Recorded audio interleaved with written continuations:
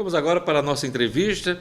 Alguns países europeus, França, Alemanha, voltam a se fechar por conta da pandemia. Em várias regiões do hemisfério norte, nós temos aí o aumento de casos e de mortes, preocupando aí o mundo inteiro, inclusive as bolsas ontem tiveram reflexo, né, negativo dessa nova onda da Covid-19 no hemisfério norte. E minha convidada hoje é a jornalista Cledivânia Pereira, jornalista aqui do Rio Grande do Norte, que está morando, estudando em Portugal. Bom dia, Cledivânia. Olá, Diógenes, tudo bem com você? Bom ouvir sua voz e um prazer estar aqui participando do seu programa. E eu também, torcendo para que tudo esteja bem com você, você que está vivendo esse momento, essa experiência, né, de morar em Portugal. E, Cledivânia, tem muitos assuntos para a gente conversar, mas vamos começar pela pandemia. A gente vê a França se fechando, restrições na Alemanha, Portugal teve um aumento expressivo de casos recentemente. Eu queria que você primeiro falasse sobre a situação em Portugal. Pois é, aqui em Portugal, eu vou fazer um balançozinho que eu peguei uns números aqui para vocês. O Portugal soma em torno de 128 mil casos até ontem. São os dados atualizados até ontem. E desses casos, 2.395 resultaram em morte. Se a gente fizer, para a gente ter uma comparação do que aqui isso significa, o Rio Grande do Norte, por exemplo, teve mais casos de morte. Eu acho que até ontem foi 2.569 casos de morte. Isso. O problema principal aqui de Portugal não é nem em relação à quantidade de casos, porque quando a gente vai comparar isso com os outros países aqui da Europa e até do mundo, eles não são tão significativos. Para você ter ideia, a quantidade de casos confirmados aqui da Covid em Portugal significa 10% da quantidade de casos confirmados na França, por exemplo. O problema que está ocorrendo aqui na Europa e também aqui em Portugal é o grande aumento e rápido aumento de casos. Portugal, até o final de setembro, tinha tido um pico de quantidade de casos que ultrapassou 1.000 casos num dia em abril. De abril até o final de setembro, a quantidade de casos elas não tinham aumentado, pelo contrário, estava caindo, estava em torno de 300 por dia. Quando chegou outubro, esse número saltou para 1.000 casos por dia. Então, o que estava vindo a cada de 250 casos a 300 casos por dia confirmados, saltou para 1.000. E agora, ontem, já chegou, o dia de ontem, durante as 24 horas de ontem, foi para 3.900 casos. Um ponto positivo de Portugal é que esse crescimento exponencial ele ainda não está ocorrendo na quantidade de mortes. A quantidade de mortes ela continua num nível mais ou menos controlável. Ontem foram 37, então esse número ele não está crescendo na mesma proporção que a quantidade de casos. E só para pontuar, Cledivânia, essa parece que é a característica dessa segunda onda na Europa, né? De um aumento de casos grande, mas o número de mortes não é tão expressivo como foi na primeira onda, né? Isso, exatamente. Os outros países também está tendo esse comportamento, mas de qualquer forma preocupa muito. E aí um caso aqui de Portugal. Portugal tem hoje em torno de 1.800 leitos do sistema de saúde reservados para o Covid. Ontem, dos 1.800, 1.500 leitos já estavam ocupados. Aí é que está a grande preocupação atual do sistema de saúde não ter a capacidade de atender uma grande leva se continuar aumentando, né, Diógenes? Então, assim, os números são mais ou menos esses. Nessa segunda leva, está muito em destaque, que é o que a imprensa europeia toda colocando, o caso da França. A França ela está com um número de casos muito crescente e, inclusive, está começando já a ter mais restrições ainda. Ontem o presidente Emmanuel Macron estabeleceu o lockdown, né? Um fechamento mais rigoroso mais das rigoroso, atividades, né? Aqui em Portugal, o primeiro-ministro, António Costa, deu entrevista há uma semana, mais ou menos, dizendo que Portugal não aguenta um segundo lockdown e que hoje o que se sai das autoridades, do discurso oficial, é que não tem um planejamento para que isso aconteça. Mas algumas medidas já estão sendo tomadas. Semana passada foi aprovado o uso irrestrito da máscara, a máscara que protege a expansão do vírus aqui. Quando eu cheguei aqui dia 11. O que é que eu observo nas ruas? Dia 11 de setembro? De outubro. De outubro, agora. De outubro. Agora, né? Poucos dias mesmo, exatamente. Então, quando eu cheguei aqui, já tinha uma crescente preocupação com o número de casos.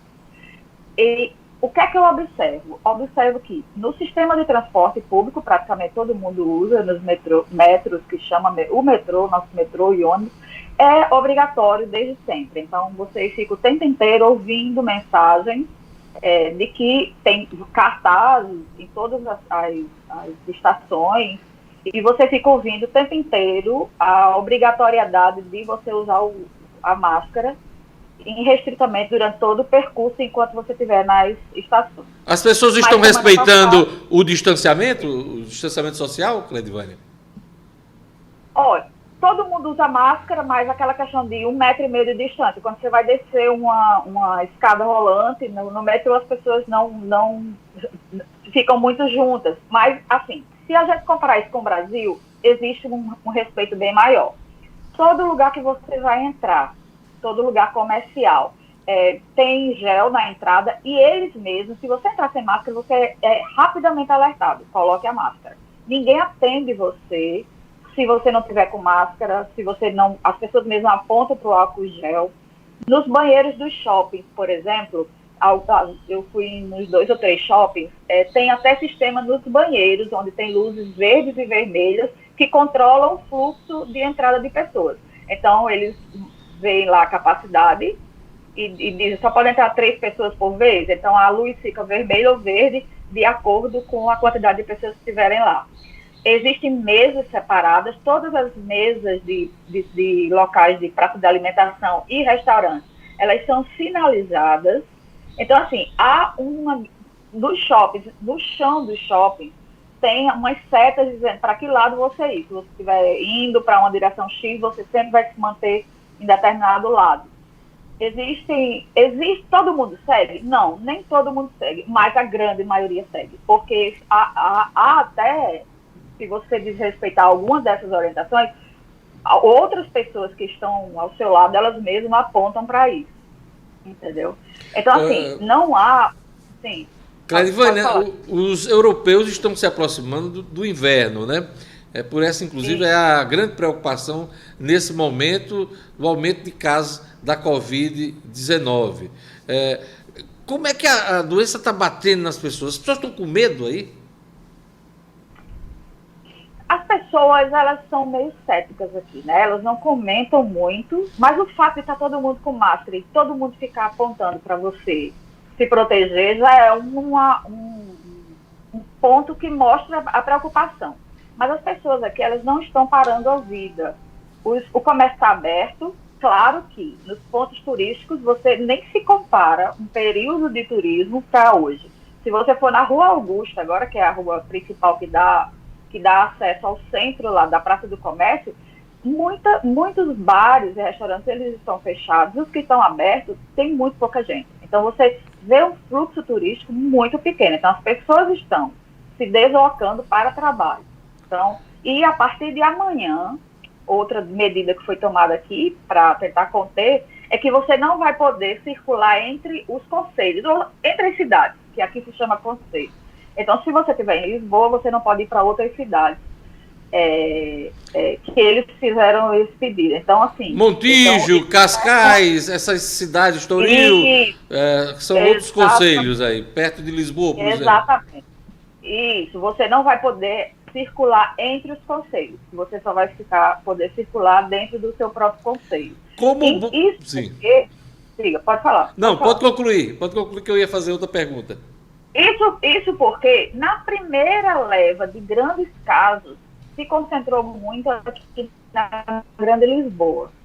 Inclusive Cascais, que é vizinho, ele tem o maior número de casos registrados aqui, junto com Lisboa, né? É o número de casos confirmados durante todo o trajeto da pandemia. Mas nessa segunda leva, estão sendo os concelhos, as cidades do norte do país, que é Braga, que é Porto. Então, o número de casos lá está bem grande. Então, para tentar evitar que haja essa movimentação do vírus, é que tomou-se essa primeira, mais importante e restritiva medida aqui em Portugal, nesse novo cenário da Covid. Você falou que o primeiro-ministro Antônio Costa quer evitar um novo lockdown. Teve lockdown na primeira onda?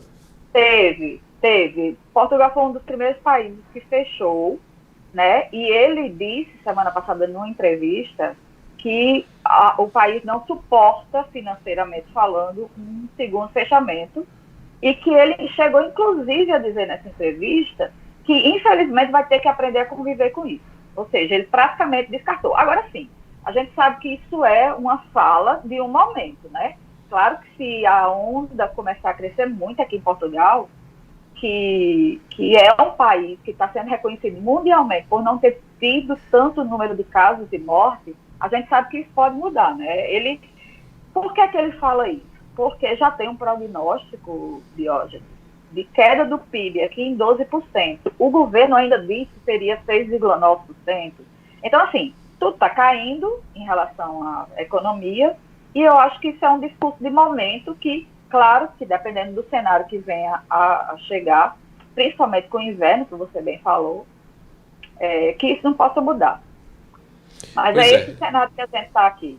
Se você quiser fazer outra pergunta, que eu saiba responder. Não, mas é isso que eu ia perguntar. Também na linha do que a gente está conversando, como boa jornalista que você deve estar acompanhando já a guerra da vacina aqui no Brasil, a nova guerra da vacina. E eu queria lhe perguntar exatamente isso.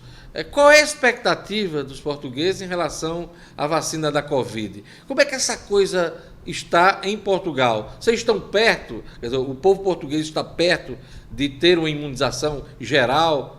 Será obrigatória? Não será obrigatória? Como é que essa discussão da vacina está ocorrendo aí em Portugal? Eu não li, Diógenes, por incrível que pareça, nenhuma matéria falando sobre essa questão da obrigatoriedade ou não da vacina. O que eu vi ontem foi uma repercussão da fala de um especialista da OMS dizendo que deve ter uma ou duas vacinas. A expectativa pode ser até que chegue em dezembro, mas ela não acha bem mais realista ser em janeiro ou fevereiro. E isso é o que está se propagando aqui. Não vi aqui em Portugal discussões sobre essa questão da obrigatoriedade ou não das vacinas, Diógenes. Mas agora, eu estou acompanhando. Uma pergunta bem pessoal, fica à vontade para responder ou não. Você está se sentindo mais segura aí em Lisboa ou quando estava aqui no Brasil, se tratando de pandemia? Eu vou dar duas informações. Uma, eu no Brasil coincidiu quando começou a onda de casos mesmo aí no Rio Grande do Norte, eu já não estava mais trabalhando. Então, eu fiquei muito tempo em casa. Eu praticamente não saí. Eu saía para ir no supermercado e eu tinha os cuidados que eu acho que todo mundo tinha que ter. Você cumpriu o distanciamento, ficou em casa no período, né? Fiquei em casa, eu, meu marido e meu filho, nós ficamos bem guardados. Mas me assustava, com o passar do tempo, a quantidade de pessoas nas ruas, especialmente no Alecrim, quando eu via e eu passava de carro, e ficava bem assustada. Aqui em Portugal, agora eu tenho um ponto bem divisor de águas para eu estar tranquila.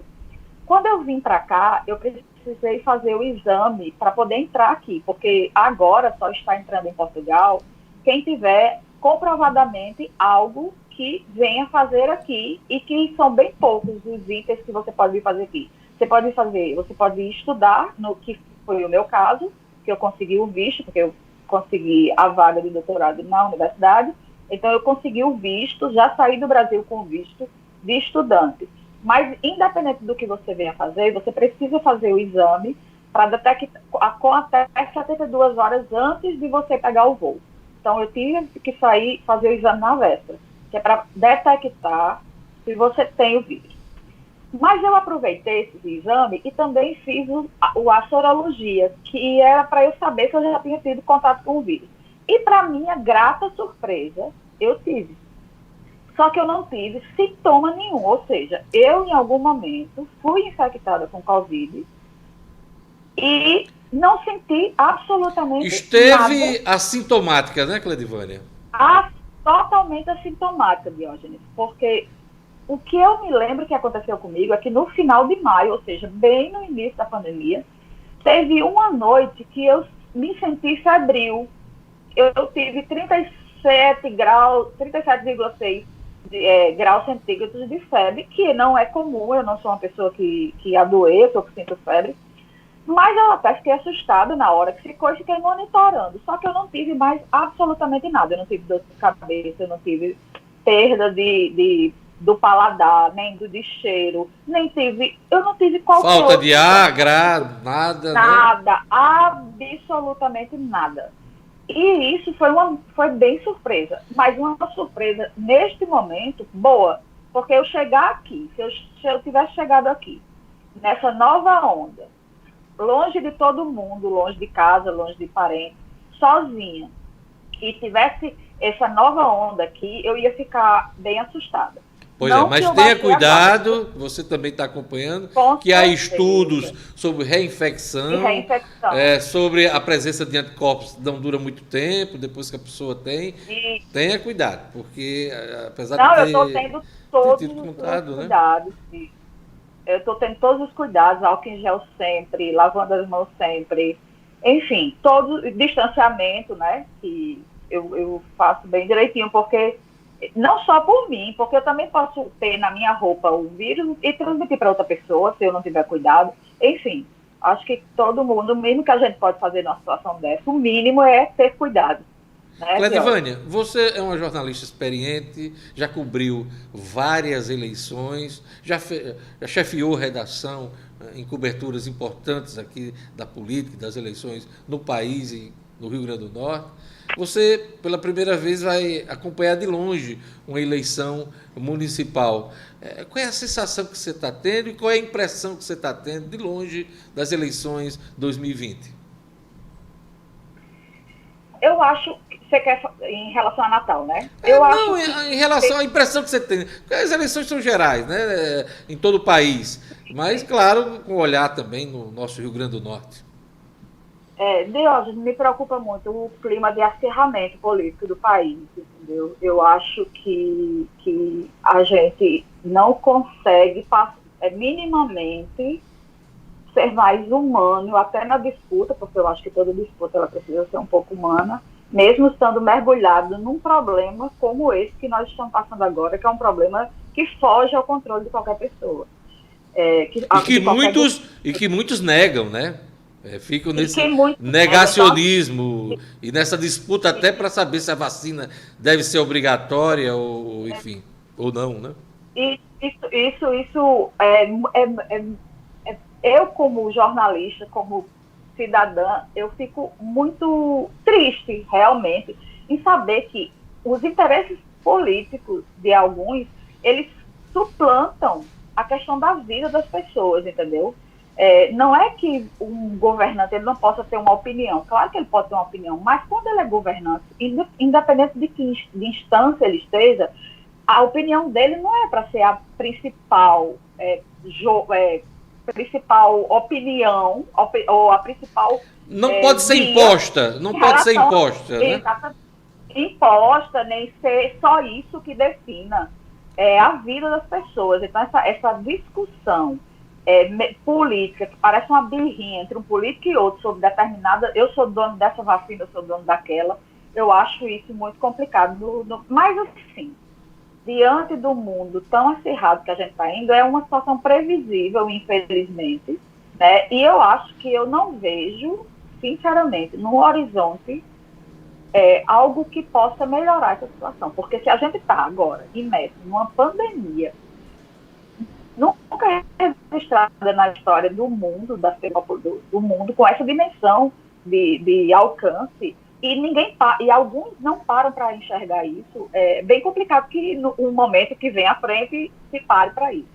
Sobre especificamente Natal, eu sinto falta de propostas, eu não gosto da palavra promessa, de propostas que olhem para os problemas presentes e futuros da cidade, infelizmente. Mas isso já vinha acontecendo em outras eleições, acho que está tendo um vácuo muito grande de propostas concretas, reais, que se preocupe com os problemas que... Você falou em problemas. Quais os principais problemas na visão da jornalista que já cobriu várias eleições? Quais os problemas você destaca em relação a Natal?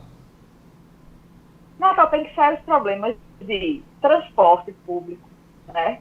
Falta de incentivo ao turismo. O que acontece no turismo em Natal, a gente vê, é muito pontual, em cima até de empresários. A gente não vê uma preocupação tão grande. Se a gente ficar olhando para a nossa Natal, os problemas são os mesmos de todas as eleições, e todo mundo fazem promessas vazias, que tanto são vazias que não se resolvem, ou que demoram demais a se resolver. Eu sou jornalista, como você falou, há 26 anos. Se a gente pegar a pauta de reivindicações ou de necessidades que Natal tinha há 25, 26 anos, quando eu cobri, inclusive eu comecei minha carreira numa eleição de 96, se a gente for ver isso, são praticamente os mesmos pleitos, ou seja, só que agora com a população maior, com o tempo de 25, ou um quarto de... Os problemas se agravam, né? Exatamente, a gente discutindo as mesmas coisas e as coisas sempre piorando. Se a gente for ver a questão do transporte público de Natal, é um problema muito sério, teve uma greve aí, né, essa semana. Ou seja, atinge a população, as pessoas ficam descrentes com a política, com a resolução dos problemas, enfim, eu acho que são problemas como esse que precisam ser atacados, porque eu não sei, se não forem, não sei nem o que é que vai terminar. Eu vou dar um exemplo que não é comparando porque a Europa é melhor, mas, por exemplo, algo que me chamou muita atenção aqui, que eu já conhecia como turista, mas não como alguém que estivesse morando e sendo servida por esse serviço, é o transporte público aqui. Você não passa mais de 7 minutos esperando o metrô, por exemplo, e você anda para a cidade inteira. Se a gente for comparar o valor não é barato, é €1,50 a viagem de metrô, e se você comprar a passagem individual. Mas chega na hora. Você tem transporte público até 24 horas em algumas estações, em outras você tem até 1h da manhã, e você tem a segurança, a tranquilidade que aquilo ali vai ter. Ou seja, dá para viver sem carro, né? Em Lisboa.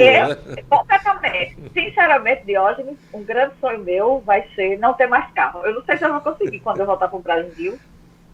Pois é. E Natal é uma cidade que não dá para você viver essa sem carro. Impressão, eu conheço do Portugal, de algumas viagens como turista, mas esse relato seu me fez lembrar o meu impacto positivo em Vancouver, no Canadá, ao visitar meu filho lá, ele que mora lá há 6 anos.